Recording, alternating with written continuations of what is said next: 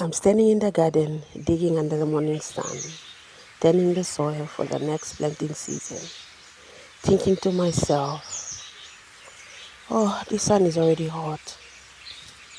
Just then, my daughter's voice came piercing through my thoughts. Mom, are you coming? I froze, mid-dig, confused for a moment. Then it hit me and rushed inside.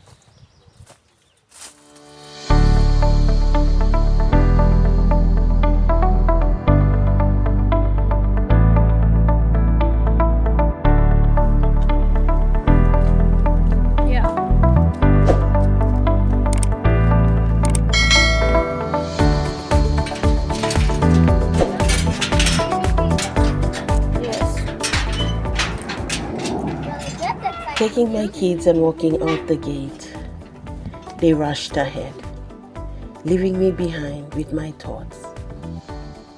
50 years of being an independent nation. I pause, not just as a mother, but as a daughter of Papua New Guinea, a woman rooted in the soil of this land, carrying both the weight of the past and the dreams of our future.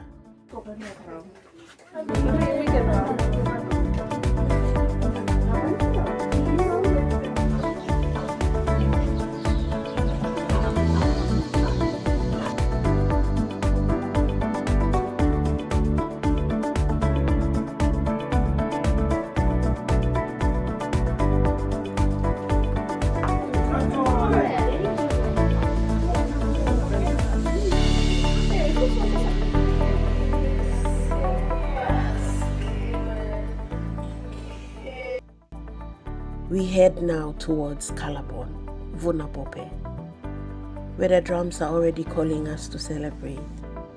My heart is festive, yes, but also hesitant, because while we dance, I still wonder, are we truly free? Free from the shadows of corruption, inequality, and forgotten promises? Yet in the rhythm of my children's laughter, dances, heartbeat, I hear something else. A pulse of resilience. A reminder that our culture, our heritage, our spirit is not just surviving, it's evolving. And I, a mother to the future of this nation, walk forward, bound to it all, bound to the laughter, the struggle, the soil, and the story that my kids will be writing.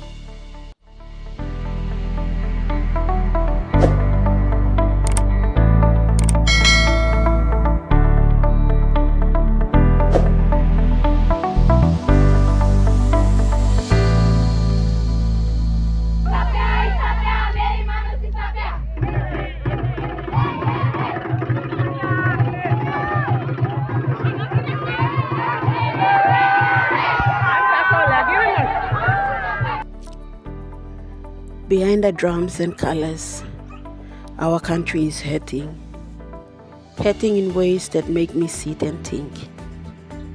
Should I take my kids and leave? Would life be easier somewhere else? Right now, we're facing some of the worst power disruptions in our history. Days, even weeks without electricity. And when the power goes off, so does the water.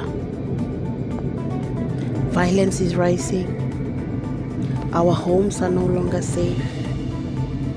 Tribal conflicts still tear our communities apart. Burning houses, breaking families. The cost of living keeps climbing. School fees, basic goods, everything feels out of reach. Climate change is no longer distant.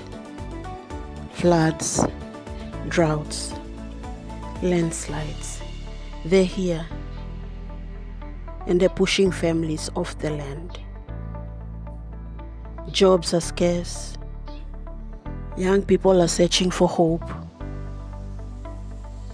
And while we celebrate our culture, many feel forgotten by the systems that is meant to protect and uplift us.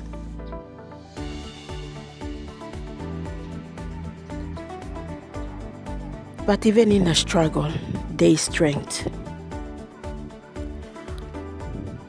Our youths are creative, resilient, and full of potential. They are starting small businesses, learning new skills, and finding ways to support their families. Communities are coming together, sharing, teaching, rebuilding. And in every sing-sing, every dance, every story passed down is a reminder we still have something powerful to hold on to. Hope lives in our culture, in our people, and in the quiet determination to keep moving forward.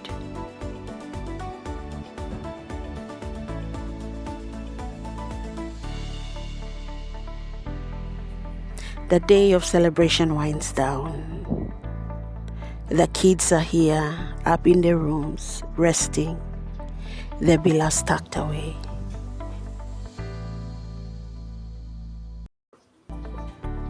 Their laughter still echoing in my mind.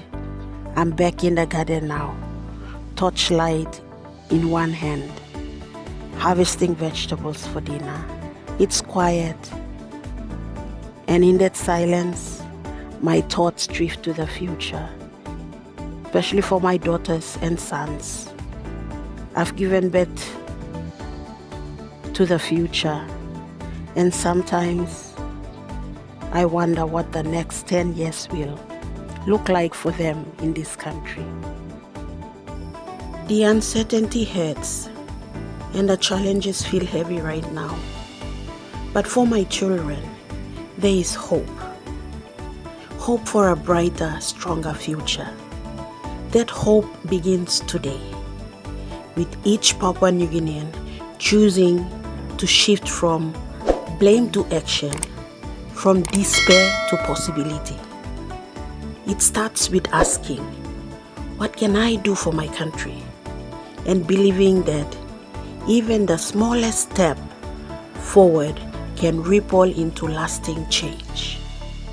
Good night for now.